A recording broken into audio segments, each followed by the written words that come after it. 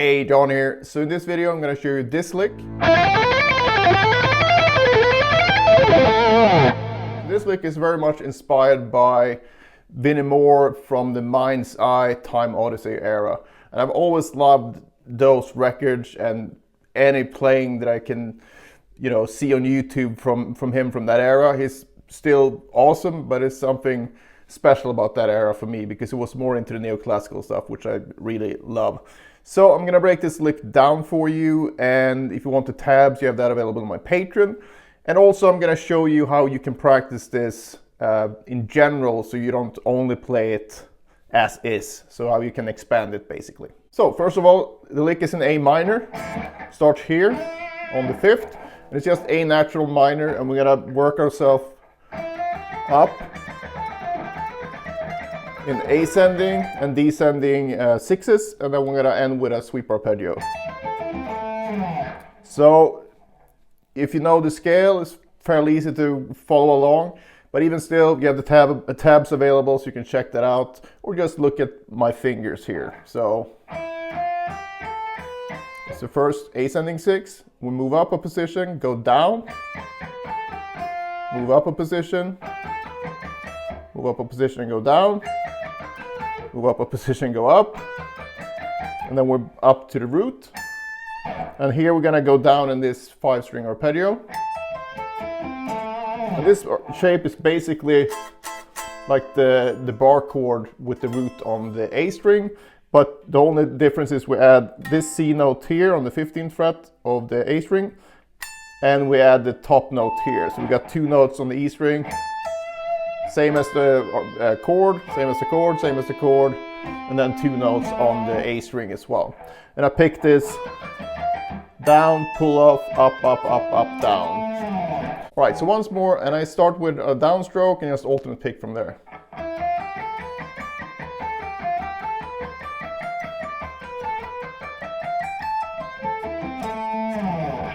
All right, so that's the lick. And to expand this then, like I said in the beginning of the video, it's a good idea to practice this on all string groups.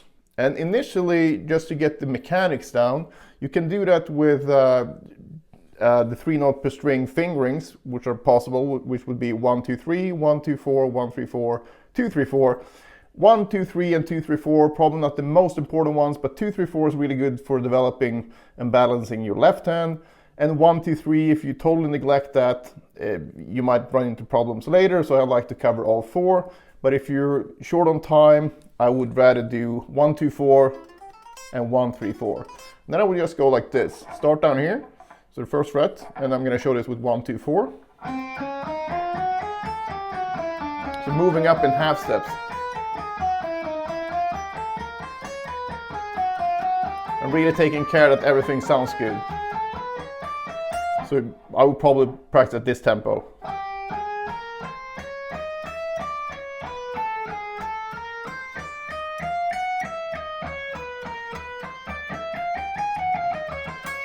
And what's cool about this as well is that it has both outside picking and inside picking, which you get on the descending 6s. So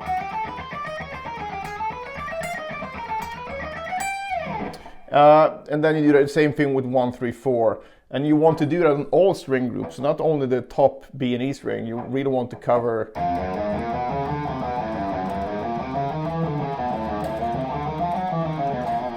E and A and D, D and G, and G and B. So this is a really good picking exercise overall, and kind of thing that I spent my late teens doing. So if you're a weirdo like me, maybe you want to try the same thing.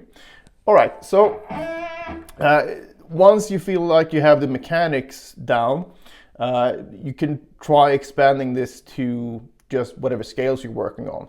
So I'm not going to write out all the scales here. That's up to you to figure out. But that's also part of your learning, because you want to learn these scales to the point where you don't need to sit there and look at scale diagrams.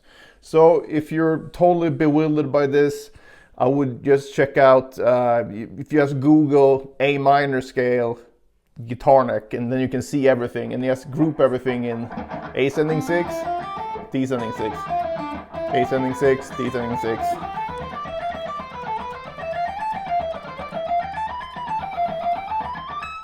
Once you've gone all the way up, just descend. And so on, and then you do that on all strings. So the G and B string probably going to be the more annoying ones. But on the other hand, working on this will make you so much better at the scales overall, because you basically develop the ability to shift from any of the 7 3-note per string shapes on any string group, because you're going to do this on all 5 string groups again. So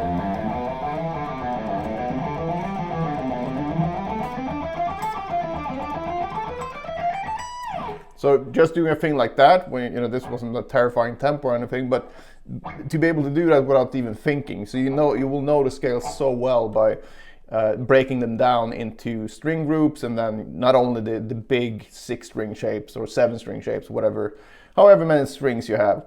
I feel really old when I look at all the strings people have nowadays. It was, 7 strings were considered like, ooh, edgy when I started playing.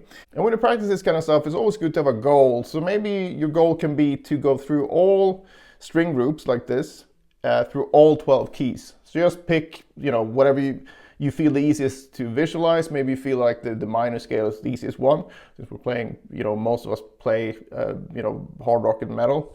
Or it doesn't really matter which one of the modes you feel it's the easiest to visualize, because it's going to be the same shapes, but it's just going to be a difference where the root note is. But anyway, so let's say you do A minor first and go through that, and then you go to E minor, for example.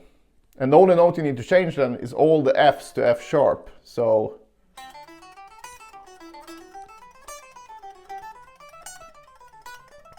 and so on. And then you can go through this cycle of fifths like that, because if you keep to that, you will only change one note for each new key. And even if you feel like really confused, like, oh, holy shit, I have to do, I don't know, B flat minor or whatever, and you feel that's really tricky, once you get into it and you start recognizing how these shapes connect, it's fairly easy. And Frank Gambale, who's like one of the better guitar players ever, in my opinion, he said that it's better as a guitar player to really learn, 5-6 keys really well. And then you're gonna see the shapes repeating in all the other keys. So, and I know that I said that you should do this in all 12 keys now, but that's just, you can get a view of a sort of a bird's eye view of what that looks like. But when you actually want to learn to improvise all over the neck, for example, it's a good idea to really be comfortable with one key first, and then be really comfortable with the next key.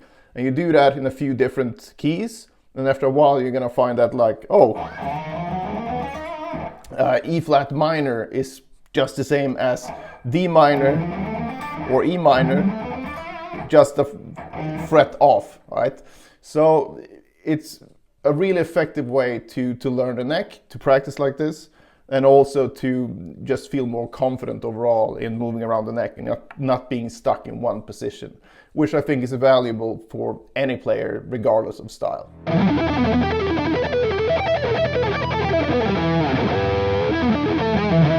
Back in the day, I used to have real issues with fast alternate picking when it came to 2 notes per string. I was fine with 3 notes per string, but the 2 note per string thing was a bit harder to crack. So if you struggle with fast alternate picking as well, and you don't know what to practice or for how long, I've created the perfect solution for you in the form of the Pentatonic Picking Power Book. So in this book, you'll find a daily workout that will not only help your pentatonic picking, but will also upgrade your overall alternate picking technique. So it contains basically the same exercises I use myself to develop my picking abilities, as well as numerous students over the years that I've given the same exercise to with great results. So I know these exercises work as long as you put in the work. So it's not a quick solution or quick fix. It will still take a lot of work, but at least you have a very easy to follow routine. So if you're up for a big alternate picking upgrade in 2024, I cannot think of a better start. It's $9 and I think it's very underpriced, but I did it that way just so as many people as possible could be helped by this. So check that out.